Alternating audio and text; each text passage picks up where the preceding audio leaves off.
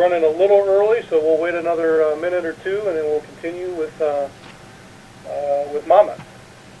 Stand by. We'll continue in just a moment. Hey, Mark, I'm here. Oh, well, good morning, Coach. Didn't know if you were back in from practice yet, as we're running early, so I was going to give you a couple extra minutes. Well, I certainly appreciate that. I appreciate that, but I'm good to go. I'm back. I'm in the office. I'm ready to go here.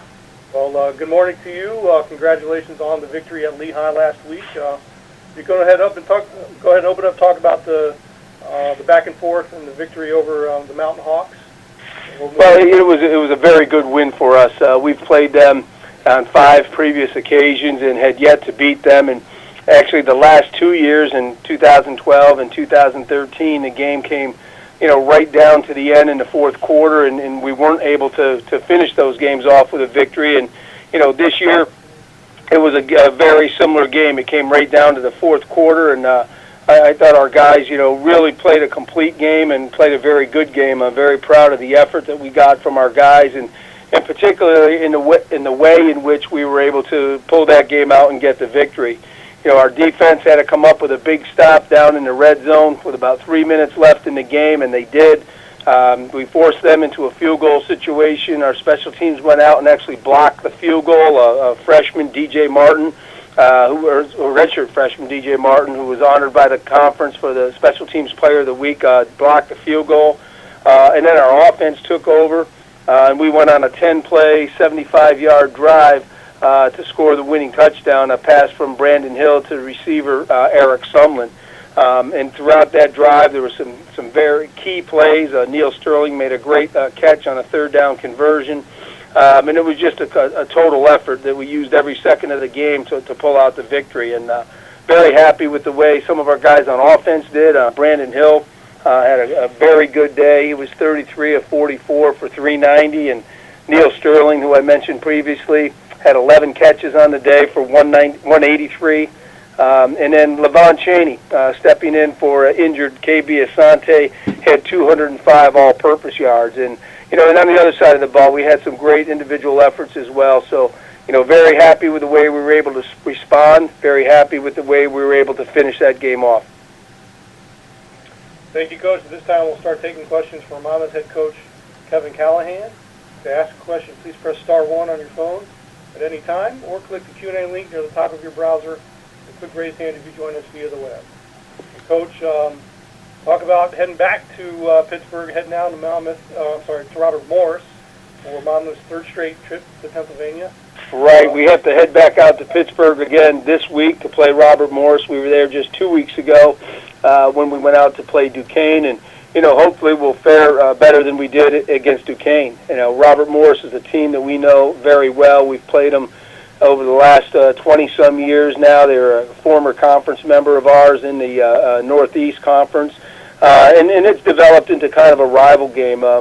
They started their program exactly 1 year after we started our program, and we've both kind of grown together. And they know us, we know them, and it's always a very, very tough competitive game. So, it's a game that our guys are excited about. Not necessarily about traveling out to Pittsburgh again, and a second time in 3 weeks, but they're excited about the game. They know what type of game it's going to be, and know that we have to have a great week of preparation for it. All right, thank you, Coach. We'll now move into questions for Monmouth head coach Kevin Callahan. And once again, *1 on your phone, or click Q&A link at the top of your browser. Click raise hand if you join via the web. Your Coach, first questions for you are from Josh Newman of the Asbury Park Press. Good morning, Josh. Hi, Cal. How are you? I'm doing well, thanks. As you guys prep for Saturday, how have Welch and Jolly kind of responded here to the fact that they're going to have a bigger role now in the offense? Well, I think they're excited about it. They're welcoming the challenge that that they face. It's a situation where we've experienced some adversity as an offense and as a team, losing one of our leaders in KB Asante, and one of our team captains, and certainly a go-to guy on the offensive side. And everybody just has to step up and pick up some of the slack. It won't just be the players in that position, as you mentioned. Zach Welch and Michael Jolly. It'll be the whole offense is just going to have to do a little bit more, play a little bit better, to make up for KB's absence. But they're excited about it. They've got a little bit more energy out there on the practice field both Sunday and again today.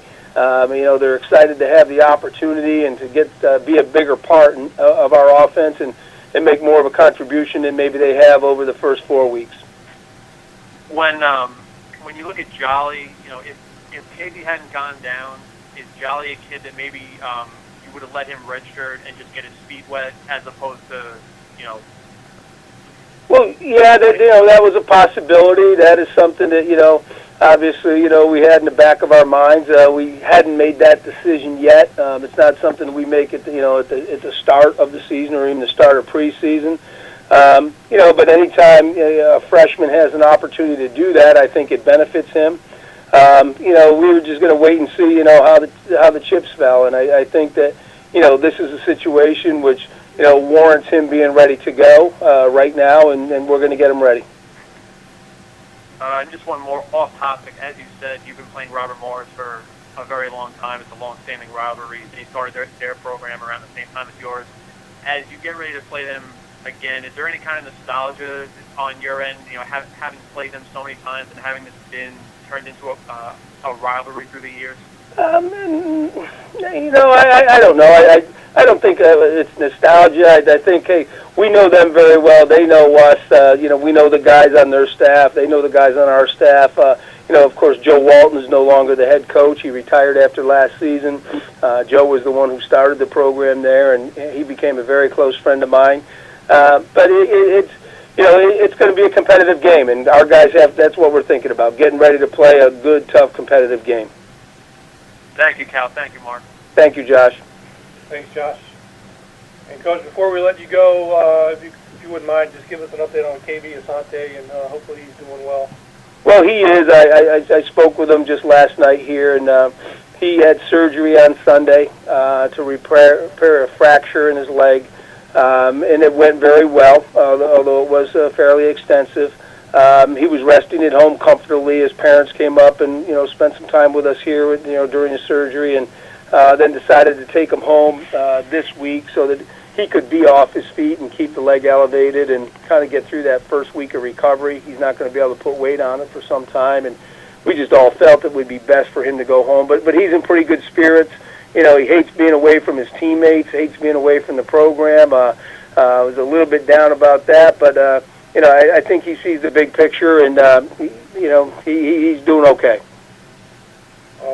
We honestly wish him the best in a speedy and healthy recovery for him going forward. Well, thank you. I'll certainly pass that on to him as well. All right. Well, Coach, that's all the questions that have come in for you, so we'll let you go. But we thank you for joining us, and good luck Saturday at Robert Morris. Okay, I appreciate that. Thank you, and good luck to everyone else this week. All right. Thanks, Coach. Again, Monmouth at Robert Morris Saturday, first game of the day in the conference, 1 p.m.